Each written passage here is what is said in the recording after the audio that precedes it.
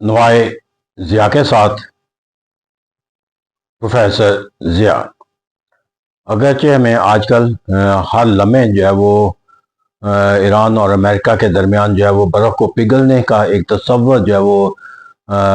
पेश किया जाता हुआ नज़र आता है, और एक उम्मीद की जो एक किरण जो है वो एक इसकी रोशनी जो है वो हमें बढ़ती हुई दिखाई देती है। और यहाँ तक है कि हम जो इस अमल को, यानी कि जो उम्मीद की किरण को ज़िंदा रखने के लिए ही नहीं, बल्कि उस उम्मीद की किरण की रोशनी जो है फैलाने के लिए जो सबसे ज़्यादा मुल्क अपने बयानिए के ज़रिए, अपने जो है वो तर्ज फ़िक्र अमल के ज़रिए जो किरदार अदा करता हुआ नज़र आता है, वो कोई और नहीं है बल्कि अमेरिका अज़ खुद है। तो इसे कहते हैं जंग का आगाज़ अमेरिका ने किया अपने मफादात के तहफ़्फ़ुज़ और फ़रोग़ के लिए, और अब जो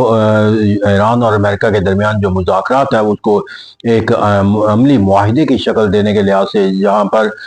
शकूक व शुबहात ईरान के अंदर एग्जिस्ट करते हैं, दुनिया के बाकी ममालिक भी जो है चाइना और जो रशिया वो एक इसके साथ जो है वो मुख्तलिफ रजिस्टेंस के जो तस्वुरात रखते हैं, वहाँ पर जाकर जो है वो अमेरिका जो है वो अपनी तमाम तर ईरान के ख़िलाफ़ हॉस्टिलिटी दिखाने, हॉस्टिलिटी के तस्वर को पेश करने और हॉस्टाइल जो इक़दामात हैं, जिसमें ब्लॉकेड उसकी लेटेस्ट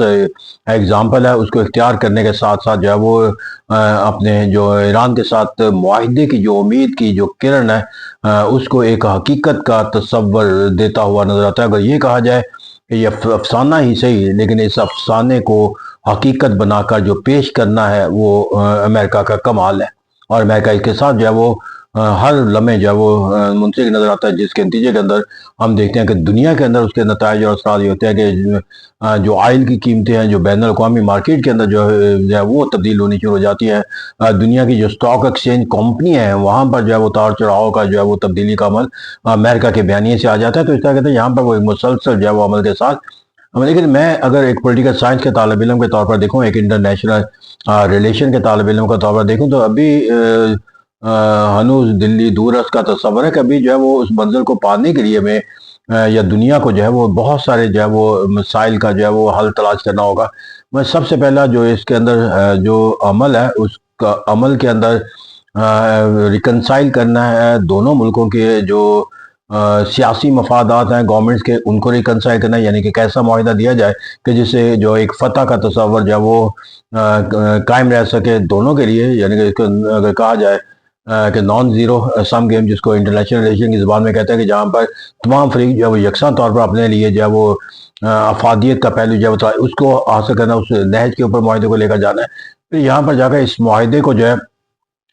जो इसके अहदाफ हैं उस अहदाफ तक महदूद रखना जो है वो एक बुनियादी, और वो जो है न्यूक्लियर ईरान का जो प्रोग्राम है उसको रिकनसाइल करना है टुवर्ड द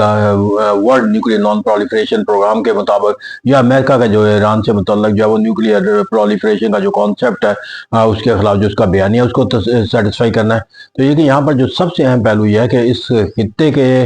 जो ममालिक हैं, जो मिडिल ईस्ट के ममालिक हैं, और जो चाइना और रशिया के इस खित्ते के अंदर अब